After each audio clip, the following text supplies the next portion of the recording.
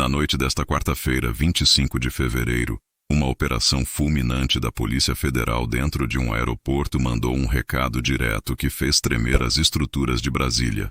E fica comigo até o último segundo, porque a conexão que eu vou fazer entre essa prisão e uma bomba financeira no STF vai te deixar completamente chocado. Aqui é o Pátria Sem Filtro, e eu vou te explicar exatamente o que o sistema está tentando esconder. Preste muita atenção no que aconteceu agora há pouco. Quando a Polícia Federal entra em cena desse jeito, direto na área de embarque, com abordagem dura e prisão imediata, nós não estamos falando de mais um simples caso policial do cotidiano. Nós estamos falando de um recado claríssimo.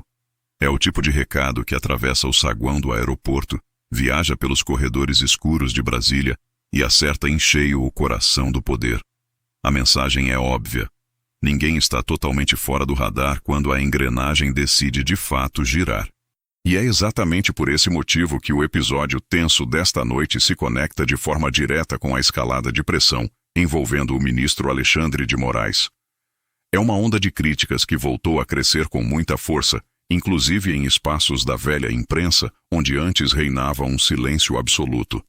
Mais do que isso, essa situação se amarra à postura recente de André Mendonça. Em decisões fresquinhas, Mendonça tem mostrado que não se intimida quando enxerga excessos, quando percebe um claro risco institucional e quando nota que o Supremo está avançando muito além do limite de suas funções. Você vai entender perfeitamente como todas essas peças se encaixam no nosso tabuleiro. E eu já te aviso de antemão, o quadro que se forma diante dos nossos olhos é de pressão pura, reação do establishment e consequências imprevisíveis. Esse é o tipo de cenário que costuma terminar de um jeito que o sistema odeia, com o povo acordando e percebendo que existe um Brasil esmagado para nós, os comuns, e outro Brasil cheio de blindagem para a cúpula. A imagem que marca esta noite é fortíssima. Aeroporto, correria, agentes federais, abordagem surpresa. Aquelas cenas cinematográficas que deixam qualquer cidadão pensando na hora. Tentou fugir do país. E, vamos ser muito honestos, quando o assunto central é investigação financeira, a leitura popular é instantânea. Quem tem informação privilegiada tenta se proteger. Quem tem medo tenta sumir do mapa. Nas últimas horas, uma prisão desse exato calibre, ligada a suspeitas financeiras gravíssimas, movimentações nebulosas e suspeitas de tentativa de viagem às pressas, voltou a dominar o noticiário e incendiar as conversas na política. E por que um aeroporto vira um símbolo tão poderoso nisso tudo? Porque aeroporto não é a esquina da sua casa. Aeroporto é fronteira. É a porta de saída. E quando a PF escolhe agir ali, a mensagem não escrita é muito simples. Não vai dar tempo de escapar. Agora, segura firme essa informação, porque ela encosta direto em outra bomba de proporções gigantescas que acabou de explodir no debate público. Eu estou falando da história escandalosa envolvendo o Banco Master e aquele contrato milionário atribuído ao escritório de advocacia ligado à esposa do ministro Alexandre de Moraes.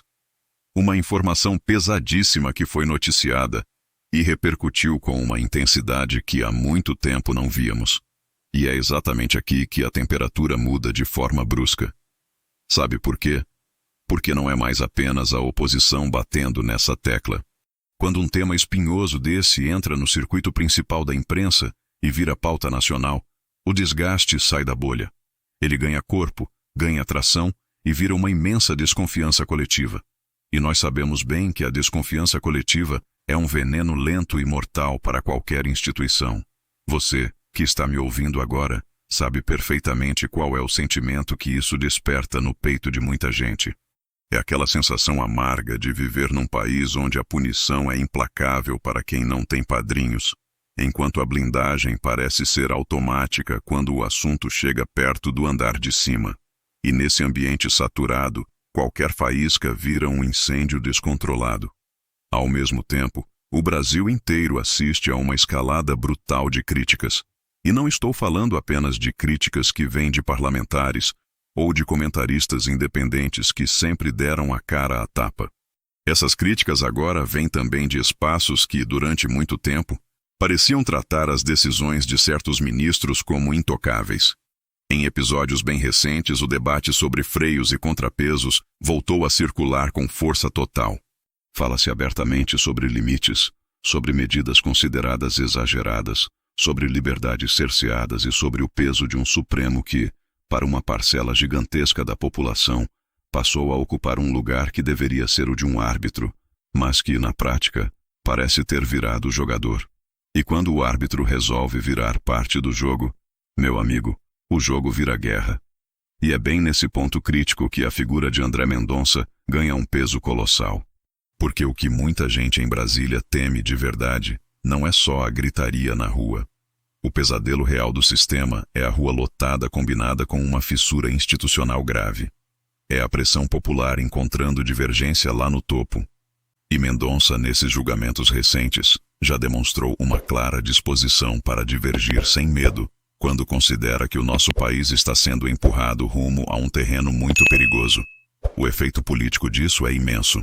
A partir do momento em que um ministro se levanta, passa a existir uma narrativa impossível de ser abafada, a prova de que nem mesmo dentro do Supremo existe unanimidade moral sobre esse caminho que está sendo seguido. Você consegue perceber o tamanho do problema para eles? Agora, enquanto o caldeirão ferve em Brasília, a indignação popular ganha data marcada. E aqui eu preciso falar com a frieza de quem observa cada movimento no xadrez político. Já existe uma forte convocação rolando para grandes manifestações no dia 1º de março. As pautas são claras e explícitas. Contra o governo Lula e contra os ministros do STF, incluindo de forma direta o ministro Moraes. Eu vou ser correto com você. Ninguém tem bola de cristal para garantir milhões de pessoas antecipadamente. Mas existe, sim, uma movimentação orgânica, real, crescente e articulada. E preste atenção nisto. Só a expectativa de um grande ato nacional já mexe com os nervos da capital. Brasília reage muito mais à possibilidade real do povo nas ruas do que ao próprio povo nas ruas. E nesta noite, o que se escuta nos bastidores é exatamente isto. Se a rua vier grande, vai haver reação. E quando eu digo reação, estou falando de tudo. Reação política, institucional e guerra narrativa. O sistema não tem o costume de assistir calado quando sente que corre risco. É por isso que muita gente que acompanha esse cenário descreve Moraes, hoje, como alguém operando sob pressão máxima. Opositores dizem abertamente que ele teme o impacto simbólico de uma rua cheia pedindo a sua saída, exigindo limites e clamando por mudança. A palavra medo se transformou na arma principal dessa disputa. E numa guerra política dessas proporções, a percepção às vezes pesa muito mais do que a realidade.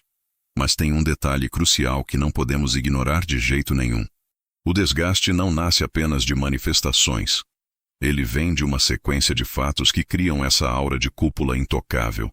E é por isso que eu volto ao ponto do contrato milionário ligado ao escritório da esposa de Moraes. Porque, independentemente das notas de defesa, das explicações e das justificativas, o efeito na opinião pública é devastador. O cidadão comum olha para aquilo e pensa: por que sempre parece que o topo da pirâmide está protegido? E quando esse sentimento de injustiça se junta com a imagem forte de uma prisão no aeroporto ligada à investigação financeira, a cabeça do brasileiro faz a conexão automaticamente. Todo mundo se pergunta: será que vem mais? Logo em seguida, começam as especulações, as famosas listas inventadas rodando na internet e aquelas falsas promessas de que agora vai. Eu preciso ser muito claro com você aqui. Não existe nenhuma confirmação séria de que a Polícia Federal tenha uma lista oficial com nomes de ministros para prender, como alguns gritam por aí. Isso, hoje, é puro discurso de rede social. É narrativa de guerra política para gerar engajamento. O que existe de fato, e isso é o que realmente importa, é um ambiente onde o país está inteiramente convencido de que há 2 pesos e 2 medidas. E quando um país acredita fielmente nisso, ele para de confiar na justiça e começa a buscar justiça na rua. E então nós chegamos ao ponto que faz o Brasil ficar ainda mais explosivo e caótico: o nosso bolso. Porque enquanto a tensão institucional sobe, o governo Lula segue um caminho econômico que irrita profundamente a população. Eles celebram aumento de arrecadação, batem recordes de entrada de dinheiro, e ainda assim, A sensação é de que a máquina sempre quer mais. É mais imposto, mais taxa, mais custo e mais aperto para quem já não aguenta. Nas últimas horas, voltou a repercutir o impacto das medidas do governo que encarecem os importados, pesando diretamente nos produtos eletrônicos. Para quem já sente o custo de vida estrangular o mês, a mensagem vira uma só: vai ficar tudo mais caro.